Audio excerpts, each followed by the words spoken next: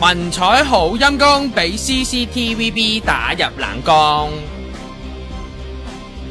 答中冇獎嘅題目，大家睇咗呢幾幅圖之後，揾唔揾到任何嘅錯處呢？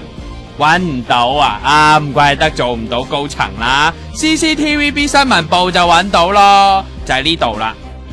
試完上個禮拜五啫嘛，文采 BB 着住呢條裙呢，報個晚間天氣，俾高層呢覺得太過暴露啊！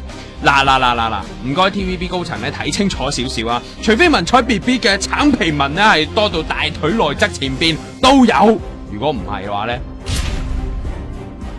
仲有，你話佢因為露鼻啊嘛，係嘛？佢3月嗰陣時都露過啦，家陣真係仲嚴過翻學啊！